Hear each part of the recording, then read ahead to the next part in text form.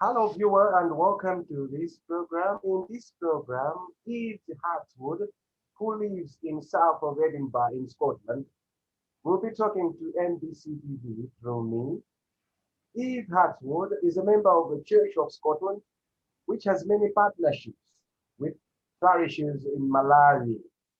As we all know, we share the same faith, Malawi and Scotland, and in these trying moments, in these trying COVID-19 times, our experience, our experiences might matter.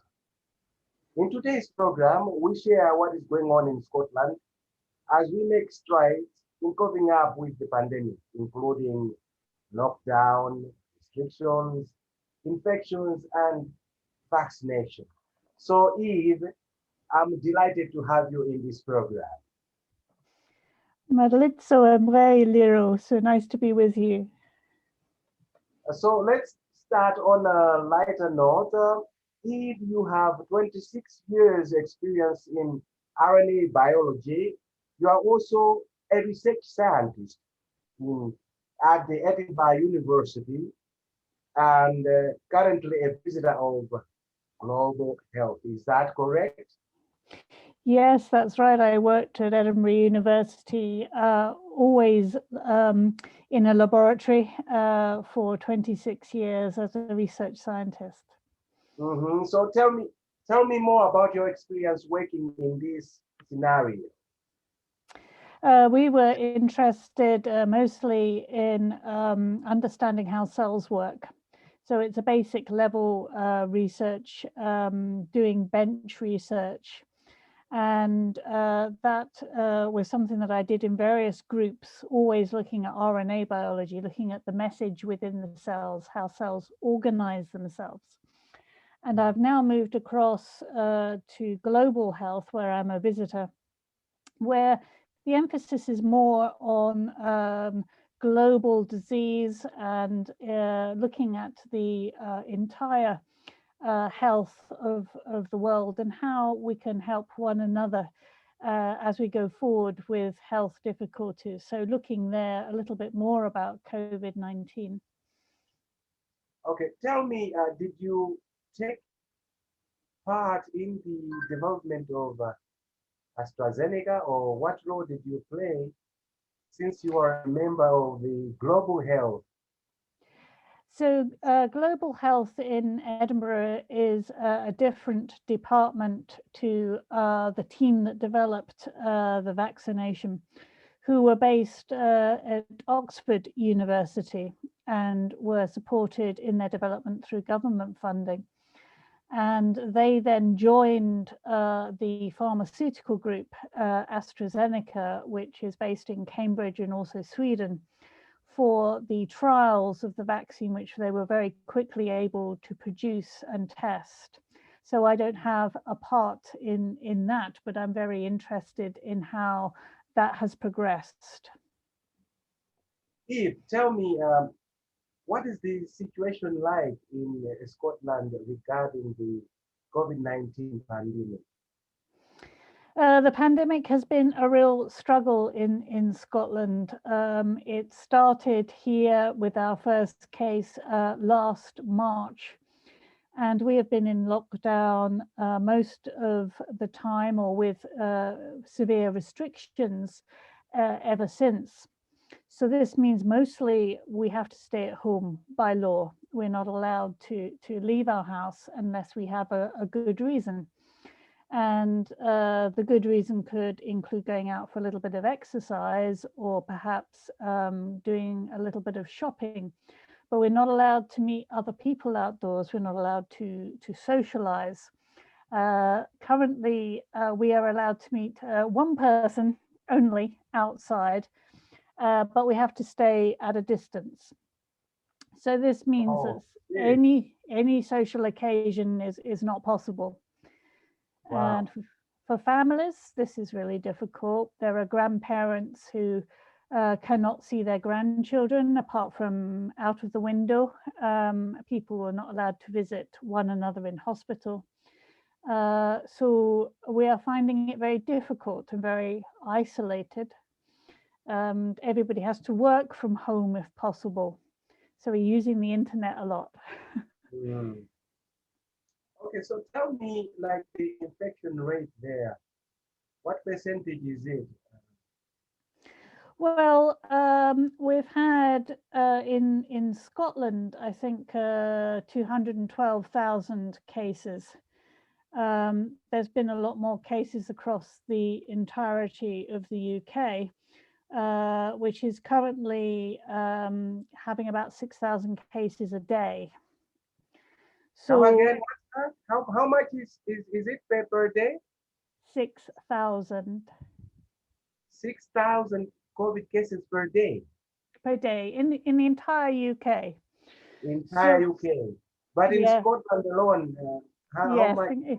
in Scotland it's lower, but what we're doing throughout the UK is a lot of testing. Hmm. So we are testing over 1 million a day.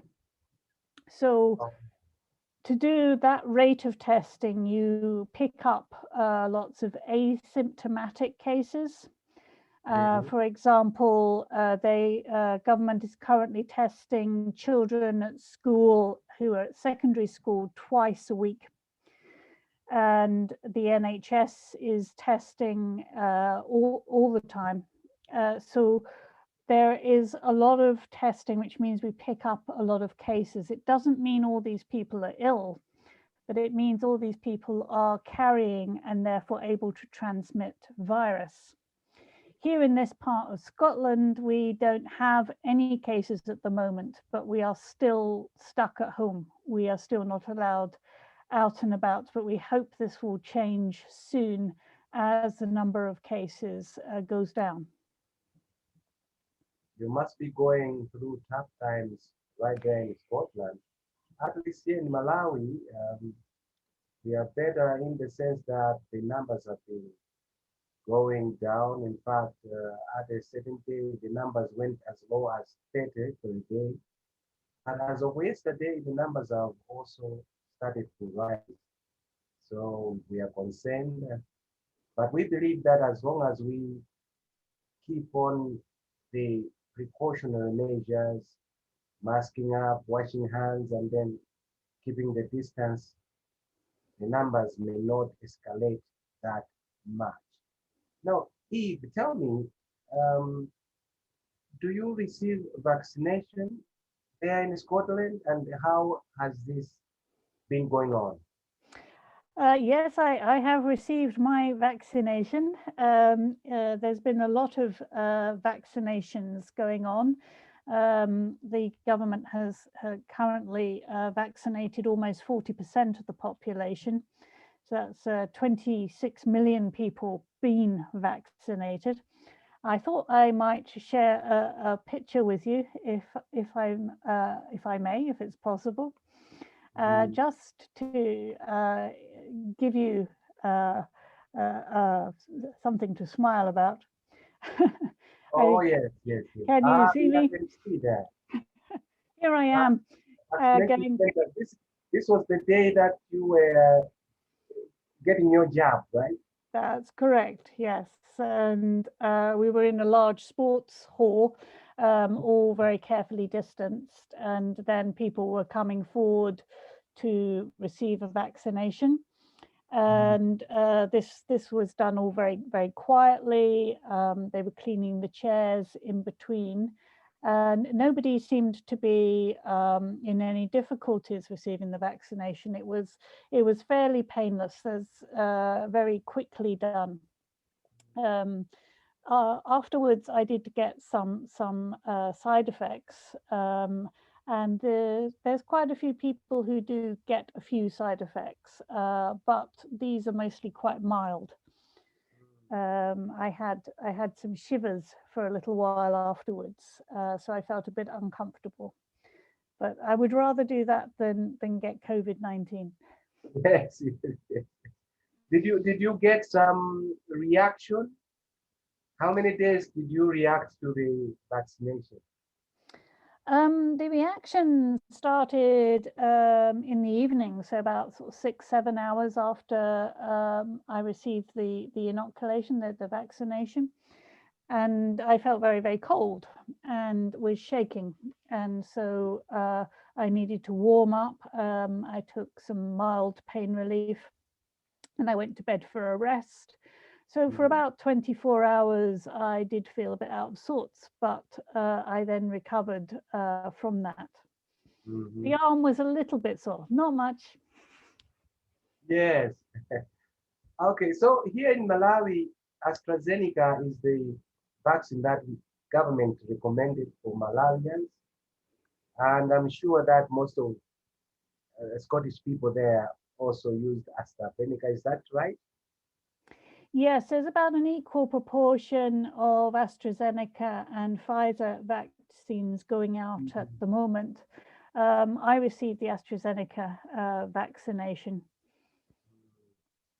Do you have any efficacy challenges with the clients there, like feeling like AstraZeneca is not effective enough? Do you have those issues? And then, some of these issues which are being broadcast on social media are affecting the clients as well, and then also to a certain extent affecting their availability to have the vaccine. Tell me the Scottish experience about this. The Scottish experience is the government offers us the vaccine. The vaccination is free of charge.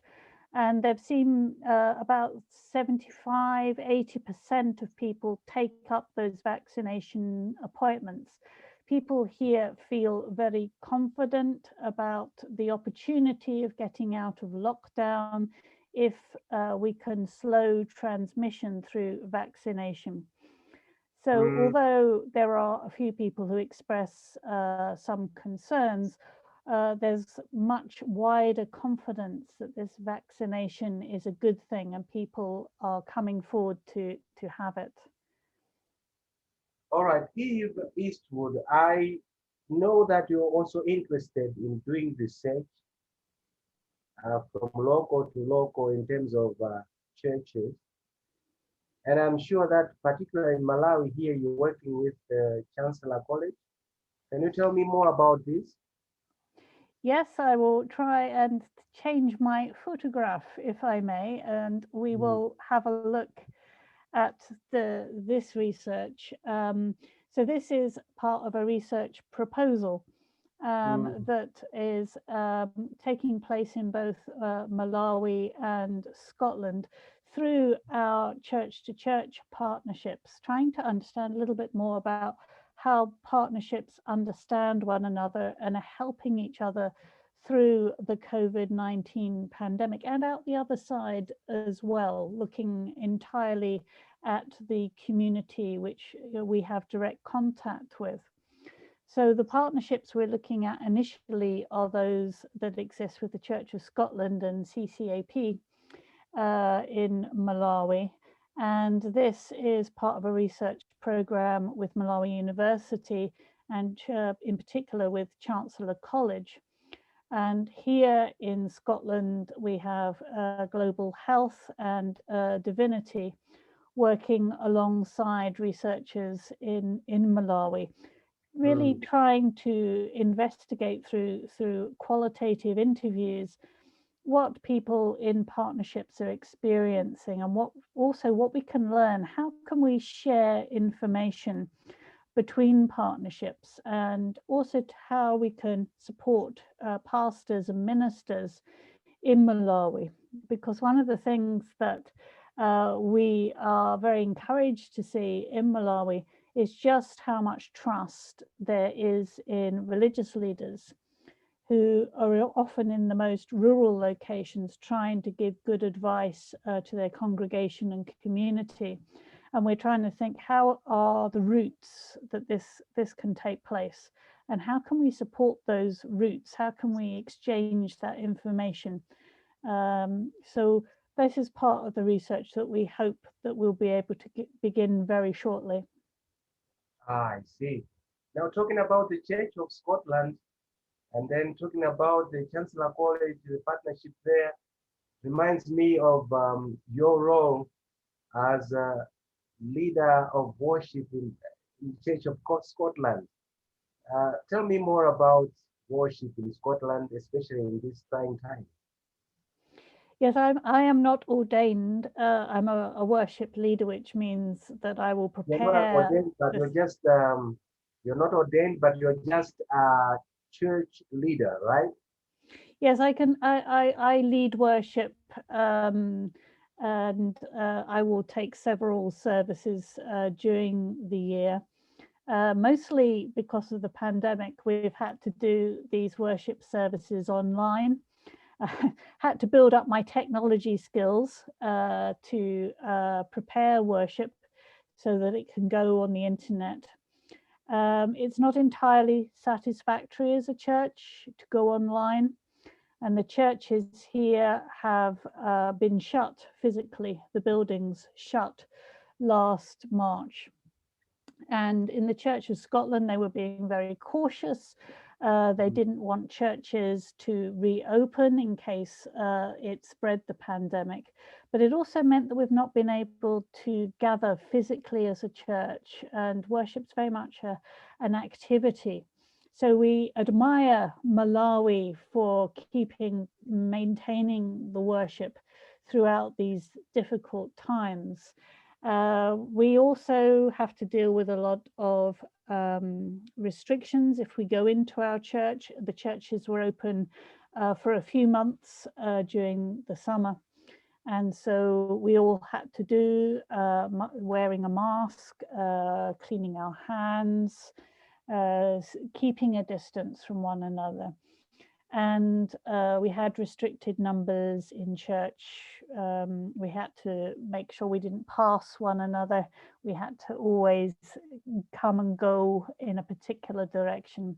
So it wasn't easy being in church, trying to lead worship, because when I'm leading the worship, I'm standing at the front of the church and I'm looking at a congregation that have a mask, that can't smile, they can't respond, we're not allowed to sing. So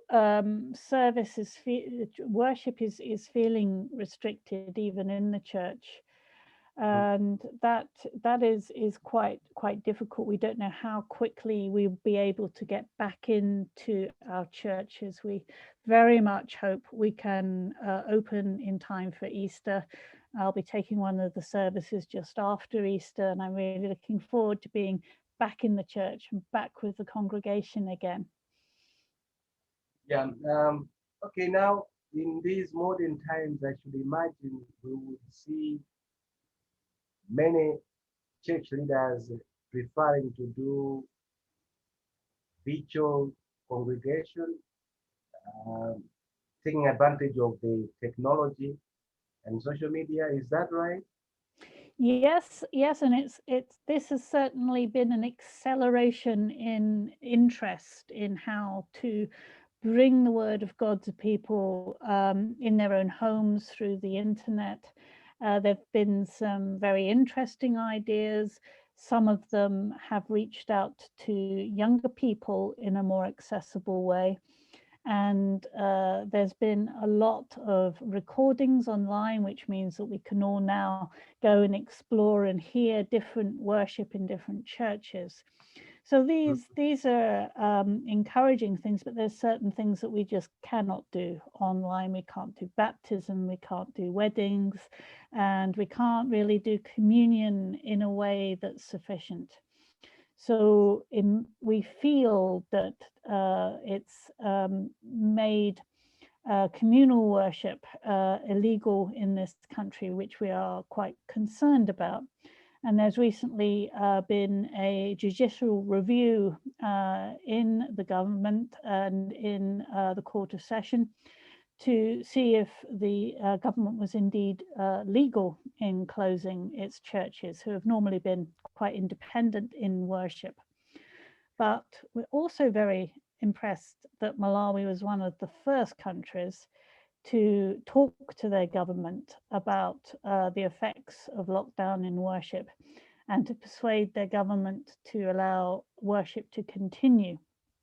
So we take some encouragement from our friends in Malawi who have stood up for worship and keeping their places of worship open. You are also very active in world missions, right? I'm part of a world mission group in Presbytery, yes, and Yes. Presbytery World Missions, Presbytery World Missions. yes. So we have our presbytery is called Melrose and Peebles, and we have a group that works with both Malawi and with Lebanon. So, and the Church of Scotland as a whole has many connections all the way through different countries around the world. I see. Would you like to share a summary of the results of this research going on between Church of Scotland and the University of Malawi, and how you intend to use the results later on? The research has now received ethics permission, which we got from the University of Malawi, which allows us to go ahead with interviews. So there'll be the same interview questions being asked both in Scotland and in Malawi, and we'll have researchers from Malawi involved in both sets of interviews, and also researchers from Scotland involved in the interviews with Malawi. So there's always going to be an opportunity for learning here. You know, how are we sharing information? How are we sharing our experiences? And how do we learn from that? And the outcome of that is that we hope to build a toolkit that will allow information dissemination to happen much faster and more effectively, but also to benefit from what we understand about one another. Are there any other aspects of our discussion, emerging aspects of our discussion that you would like to share, especially more to do with the Malawi and Scotland? I think what you might like to share is I've prepared a couple of pictures to share with you, if possible, and maybe this will help understand some of the experiences in Scotland. Eve, just pause for a minute. There's someone who wants to get a phone from my office. Just a minute. 1 minute, please. Okay,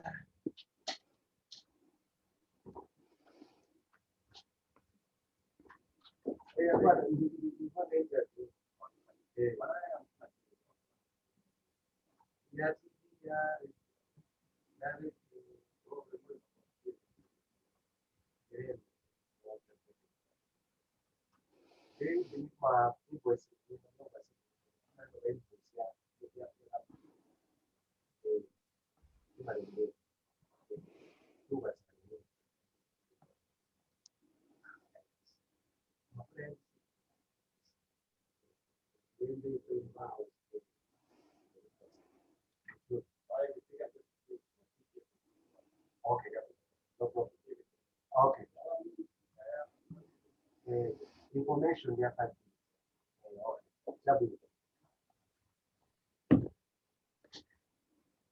Sorry for that, Eve.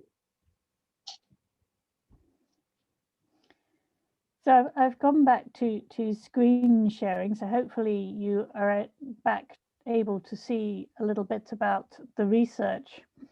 And I thought maybe I would say just to anybody who has ideas about how we can communicate with one another and learn from one another through this research, my email address is at the bottom. It's eve@staffmail.co.uk. so that stands for Edinburgh Academic UK.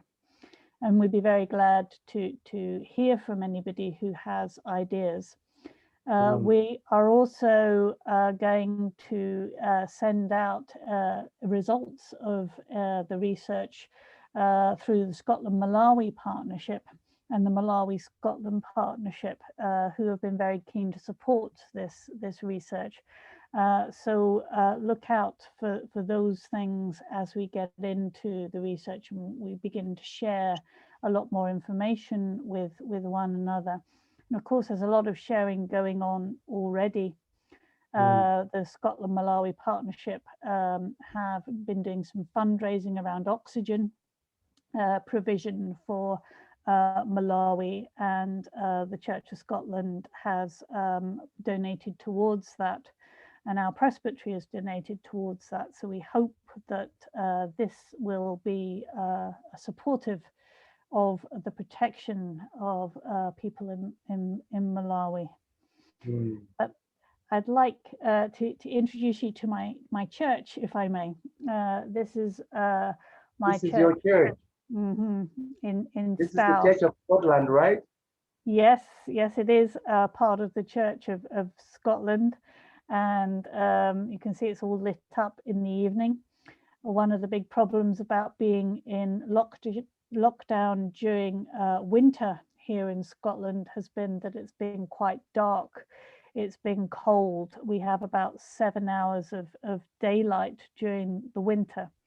So being outdoors is really tricky, and being indoors, the virus is more likely to spread.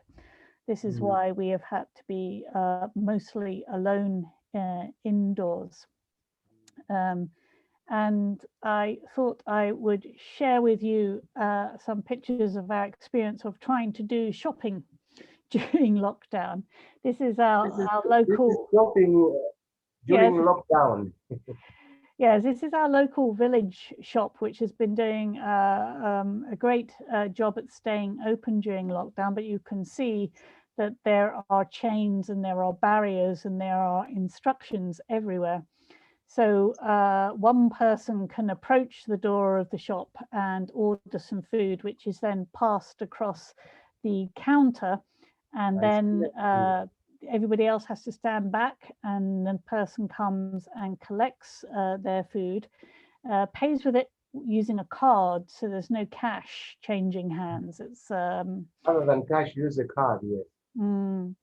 And then everybody else, you can't see them, but they're standing in a queue down the road, and they're all having to be separated and wearing masks. So shopping has become a difficult experience, very slow experience. Yes, according to research, also places like groceries, shopping places are very prone to COVID-19, right? Well, there are supermarkets here, which are much bigger. Yeah, they have a one-way system marked out on the floor, and everybody has to wear a mask, and they have to go into the shop very carefully to pick out what they want and stay away from everybody else.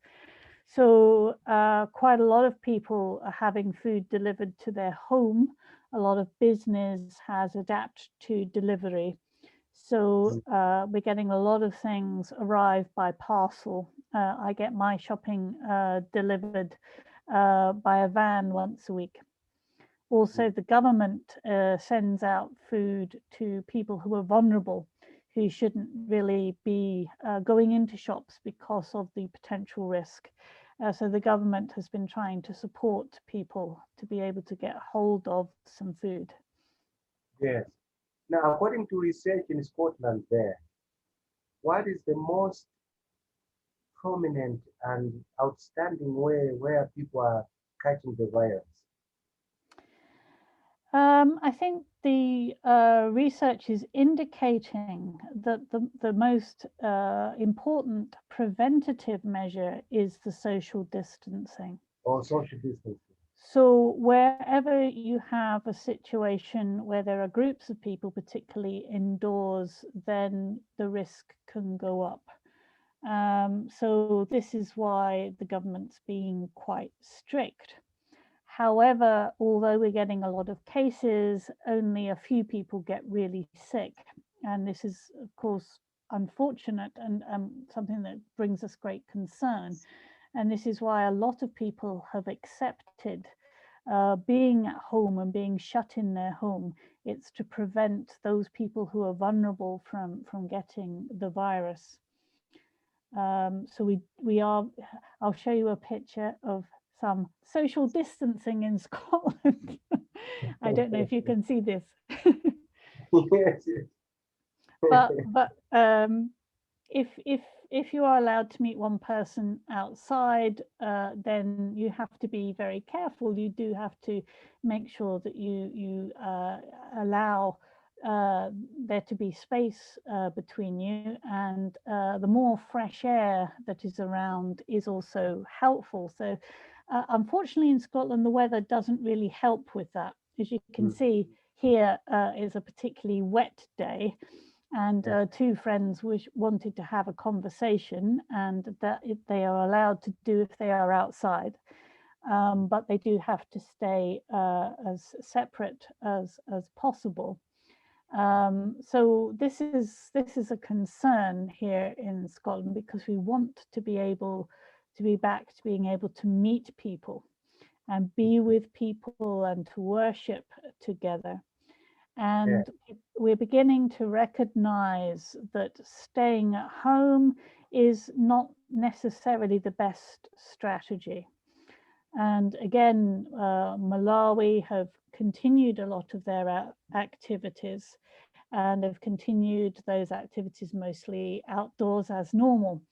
And the transmission rate in Malawi seems to be a bit lower. So there are things that we could potentially learn from that, particularly perhaps to learn not to be quite so anxious about going and meeting people. So everyone's looking forward to lockdown being gradually eased, and for people being able to go back to their normal everyday activities, because this has been a year now, and it's a very long time for an economy to struggle with not being able to do business as usual, and people not being able to see one another. So I haven't seen my brother for a year. So these things are quite hard, quite Yes, difficult. yes. You are very right to say that, the Lord has been very graceful with Malawi.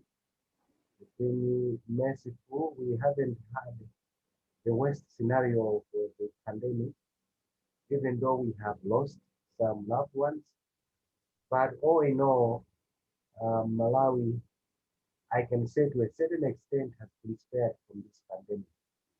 But we should not relent. We should continue observing the healthy safety measures. I wanted to find out from the Scotland perspective, how willing are people to get vaccinated? Do we see some resistance? Yes, just like Malawi, there's a lot of information that goes round, and a lot of it's not true. It's sort of fake information about vaccination that can make people feel a bit nervous, and that's one thing that where we need to have good information going around. Certainly people here, when they're offered a vaccination appointment, 3/4 of those people will then go and get the vaccination, particularly those who are vulnerable, those who are over 65 years old. They are definitely making sure that they get a vaccination. So we are at a point where we're looking at quite a lot of the vulnerable people who've been protected as much as possible by the stay-at-home measures now having some protective immunity. And we are already seeing the results of that, because transmission rate and hospitalization of the older generation and the vulnerable generation is going down, and that's going down quite quickly. and that is correlated with increased vaccination in those age groups. So we're already seeing a protective effect, which is very encouraging for everybody. And we're trying very much to get a message across that there are positive protective effects from the vaccination. Certainly, we are very proud to be associated with the Church of Scotland. And as far as the COVID-19 pandemic is concerned, but also in as far as church work is concerned, we should be very counting ourselves very lucky to be associated with the Church of Scotland and Scotland itself.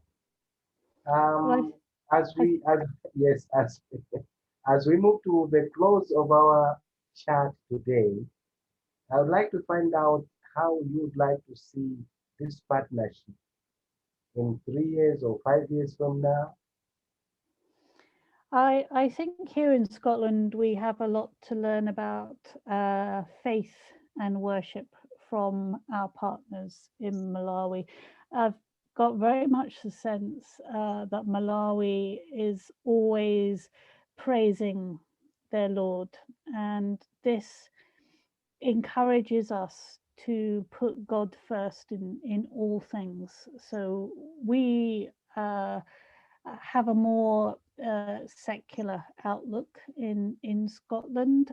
People always look to science and for human endeavor to solve problems, whereas in fact God is in charge, and we need to listen to our Lord. And I think Malawi will give us a lead in returning to that. And we also want to work together over this period of COVID-19, not just to understand the effects of the immediate pandemic, the illness and the concern, but also to try and work with our partners to build a route out of the pandemic, particularly with supporting local to local communities on lots of different levels, so that we're not just talking entirely about one aspect of a community like health. We're looking at how can we encourage farming? How can we encourage small business enterprise? How can we learn from one another? How can we build resources in Malawi that supports the entire community, education? So all these things, all these goals are part of how we can go forward as a community to community network, as well as being a faith to faith network. Yes, yes. And speaking of which, we are very thankful in Malawi this time around, the church to have raised a leader who is God-fearing, the current president. I can't wait to see the interaction which will be there between our leader here in Malawi and the Queen. I Yes, can't wait indeed. to see our president in UK, so that as one way of fostering this partnership and then taking it to another level. And the Scotland-Malawi partnership had a meeting where our First Minister, Nicola Sturgeon, was talking about the relationship with Malawi, and the President of Malawi was also speaking. And it was good to get those two sides of the story together. And also we have a lot of connections between Scotland and Malawi, not with health workers, with hospitals, and with mission groups. So they're all working together with the same sort of purpose to look after one another. Yes, do you know, Malawi is very proud to have an interview with you, because when we go down in history, we realize that the Edinburgh University actually housed the first leader of Malawi actually. So it is very iconic to say, and then you coming with the background that's where you are teaching, that's where you do your research. We are very, very proud. Well, it's been really a joy to speak with you today and to share some of the stories about the difficulties and the learning going on between Scotland and Malawi. I was just going to show you a picture of what it's like just outside this window. And you can see the countryside and the hills and the open sky in Scotland. And we share such a relationship with Malawi. With all our differences, we have great strengths together. Yes. Well, if it's been a cake to have you in the program today.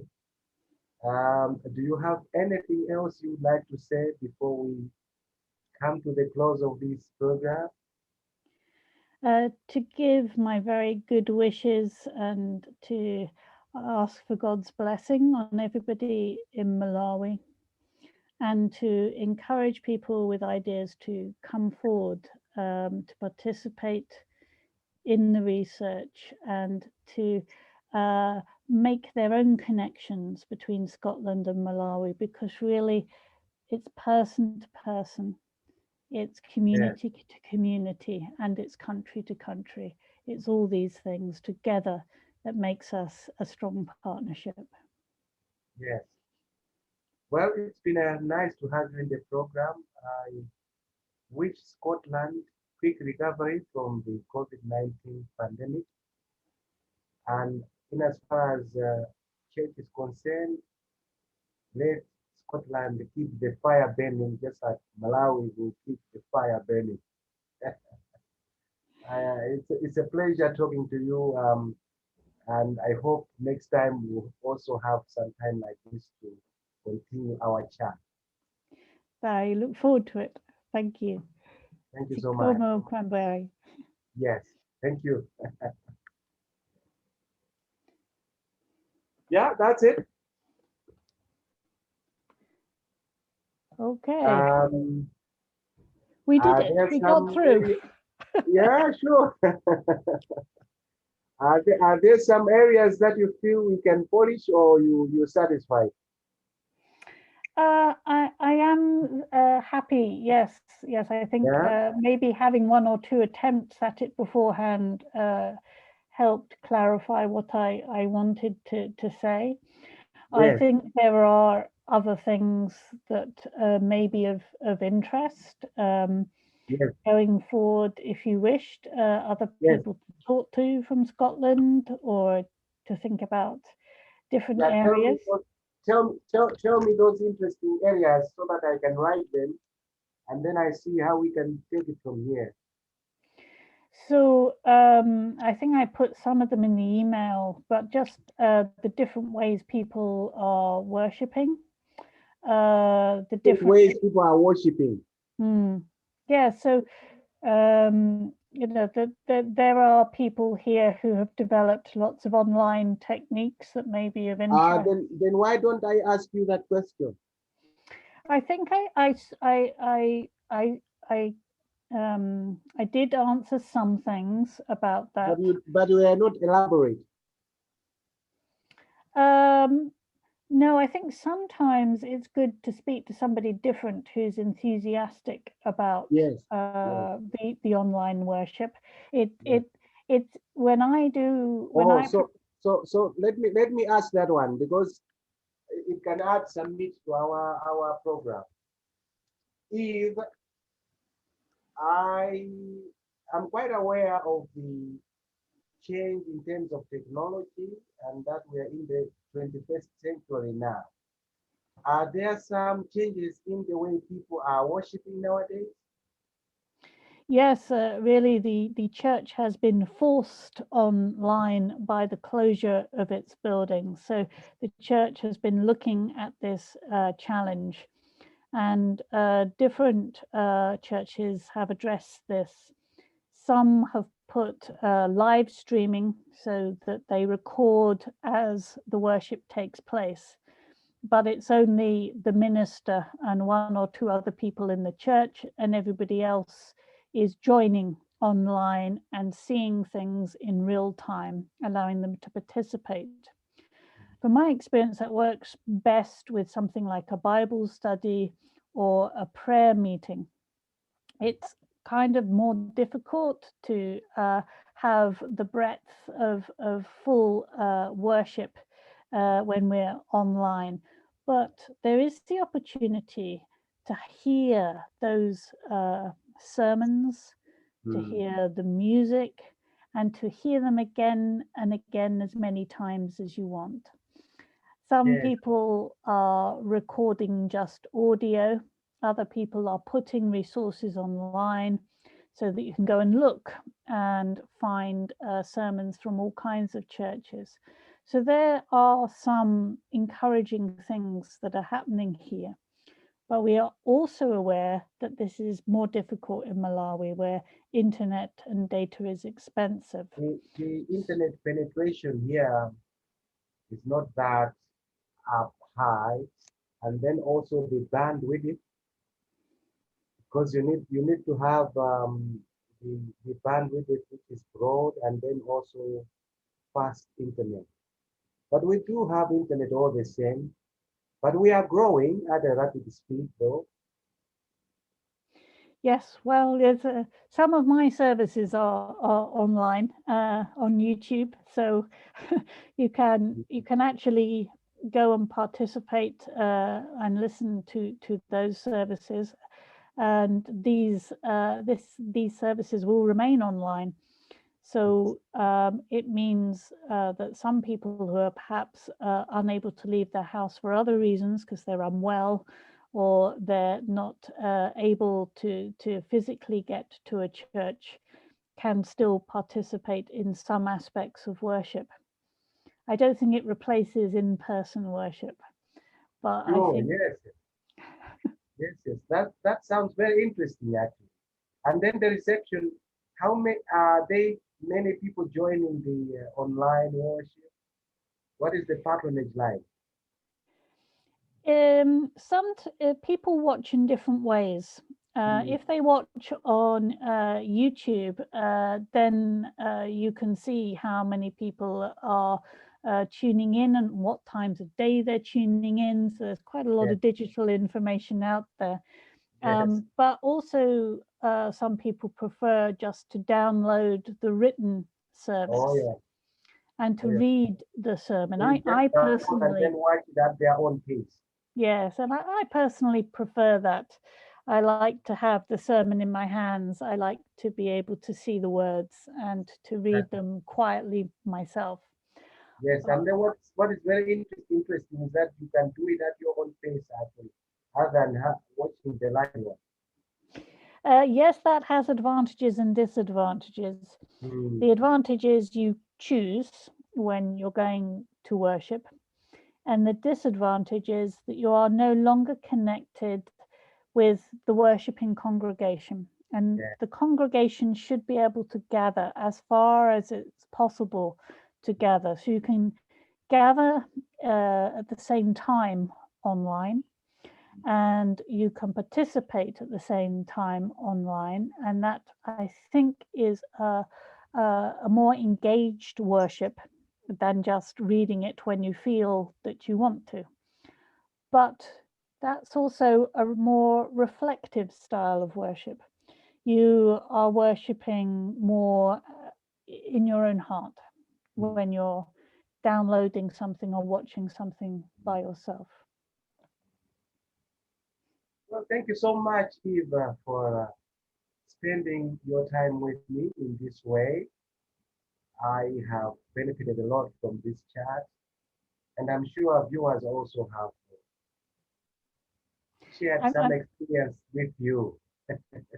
it's been really nice, and I always, every time I make a connection with Malawi, I learn something different. Yes, And if we are able to get the research going then any outcomes from that research, any learning, any way of connecting, we can share with you, and see if it's possible to then use that opportunity to get information to as many people as possible. Yeah. Thank you so much and enjoy your day. Well, thank you very much. The sun has come out in Scotland, so I want to go and see it for a change. Yeah, so viewers, that's what we had time for. And remember, in this program, I was talking to Eve Hartswood, who lives in the south of Edinburgh in Scotland. And she's a researcher in RNA biology and also a worship leader for the Church of Scotland, a worship leader for the Church of Scotland.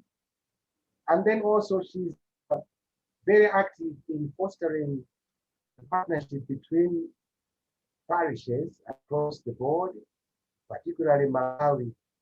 And she's also into research with one of our universities, the University of Malawi Chancellor. So it was a pleasure having her. Until next time, I say keep on watching the rest of the programs right on NBC. Bye and good day. Bye.